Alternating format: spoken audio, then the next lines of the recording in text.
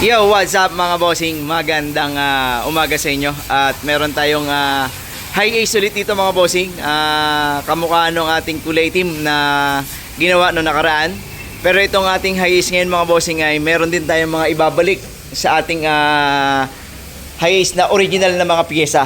Okay, nakapagpagawa na sa atin to at tayo rin naman na nagpalit ng ating condenser mga bossing dahil nga wala pang makuha nung time na yon at medyo mahal talaga yung ating original na condenser ay hindi natin siya napalitan. Pero nakapag-desisyon ng ating kliyente ngayon dahil nga hindi na siya nagiging komportable dun sa binabatong lamig. So sa madalit sabi ay nakukulangan siya. May mga nakita kami na mga pagtaas din ng temperatura, kaya ang sabi ko ay kung gusto mo, ibalik na lang natin yan dun sa ating mga standard at na piyesa na kagaya ng condenser mga bossing. Ito yung sinasabi ko na ingay okay, yung pagkakaiba ng ating condenser sa ating replacement mga bossing, kasi nabilang na natin to para mga nasa 47 lang to at ito ay mga nasa 75 yung layer. Okay, so kaya maraki ang pinagkakaiba niya pagdating sa control ng init or pagkatanggal ng init ng ating compressor. At yung ating compressor ay may ingay na rin, kaya sinabay na rin natin palitan. Okay, so dito na rin tayo sa isang Denso na hindi naman OEM yan. So parang same nung kulay team. At binalik na rin natin siya sa orig na mga bossing na expansion valve naman. Ito legit orig naman talaga. Okay, ito rin yung merong solenoid sa katawan niya. Okay, na pwede ka mag-aircon harapan lang. Hindi mag-circulate yung refrigerant sa likuran pag hindi gumagana to. Ito kasi yung mga nakakabit na walang solenoid, harap tsaka likod. So ito, balik natin sa original. At ang medyo kalaban namin mga bossing ngayon ay hindi na original yung ating evaporator sa likod. Ito, baliktad naman. Yung ating ginawa na kulay team ay yung ating evaporator. Ito hindi na po original. Ito yung replacement ng mga panglikuran nating high ace mga boss, kasi nga medyo madugo po talaga yan. Kung sino man na nakakapagkambas na ng mga piyesa ng evaporator sa likod, talagang madugo. Hindi bababa ng 15,000 ata ang presyuhan ng mga ganyang evaporator na original, no? Pero to replacement lang to mga boss. So titingnan namin ngayon mamaya mga bossing kung anong ngayon mamaya. Titingnan namin mamaya kung ano ang kalalabasan nung balik sa, pero nakikita na namin lahat to hindi ko lang maobserbahan or naobserbahan yung response ng lamig sa likod ng replacement. Okay, so pero mamaya tingnan natin kung anong makukuha natin lamig dun sa likuran. Kasi yun ang medyo inireklamo ng ating kliyente na medyo nagbabago yung lamig sa likod. Pero tingnan natin mamaya kasi pinapa-flashing natin yung buong system at siyempre magpapalit tayo ng panibagong langis sa ating bagong compressor pa rin. So, kasi pagka po mga bagong compressor, pinapalitan talaga namin ng langis na nasa loob. Okay, so obserbahan namin ito mamaya mga bossing at kuhaan din natin ng detalye kung ano yung response ng lamig. Harap na evaporator mga bossing, hindi na rin to original, no? Hindi na siya legit na Denso. Pero para sa akin naman, wala rin naman akong issue pagdating dyan. Pero syempre, kung merong pambalik sa original, ino-offer talaga natin na ibalik sa orig, no? Bukod dun sa tibay na meron yon, talagang mas maganda naman yung quality nung kumpara sa mga replacement or mga OEM na tinatawag. Ito hindi na to original mga bossing. Ito na mga bossing, naikabit na natin yung ating condenser.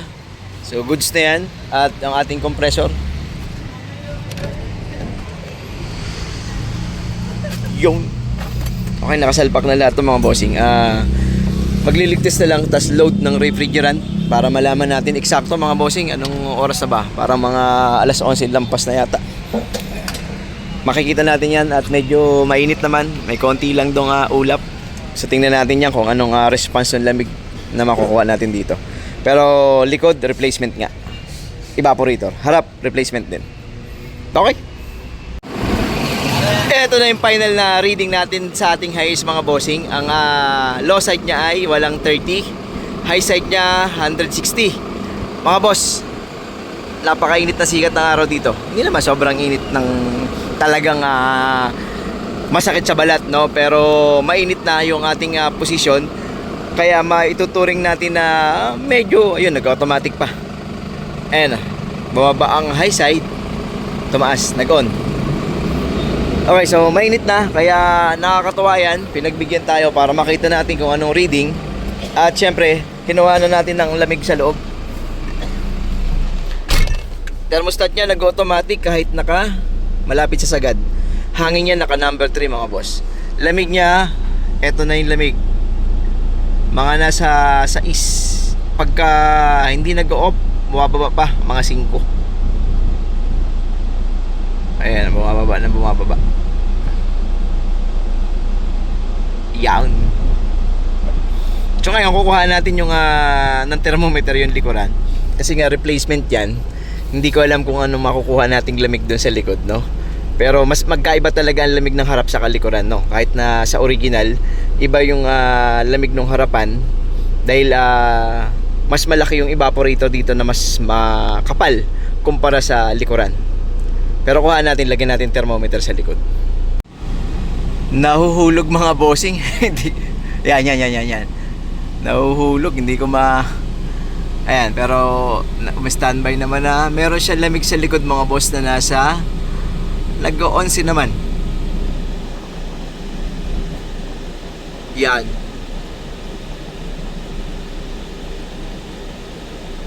So pero nag-automatic mga bossing, kaya hindi siya makapagpababa. Parang ang nakikita ko sa replacement na likuran ng evaporator, medyo mabilis maubos yung lamig lalo na kung nag-o-off. Kaya nga pagka mababa ang setting ng thermostat sa harap, hindi siya makapag-response ng ganun kaganda dahil nag-o-off agad. Pero pag medyo matagal mga bossing, nag-gigis naman siya. Okay, kaya medyo malayo ang response ng lamig sa likuran kumpara sa original. Pero yan yung nakuwang lamig. Nag-gigis naman mga bossing yan.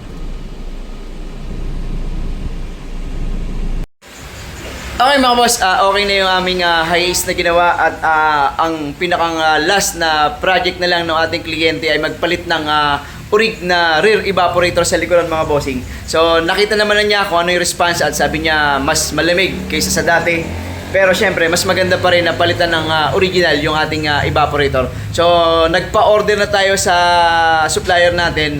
Medyo matagal lang para bago makuha. Pero, mga 1 week o 2 weeks daw meron ng stock ang original. Kaya, mag-update tayo sa ating kliyente pag may stock na tayo dun sa ating original na rear evaporator sa likod mga bossing. Ayun lang mga boss. Maraming salamat sa inyo at syempre shoutout sa inyo lahat. Ingat lagi at God bless. Thank you.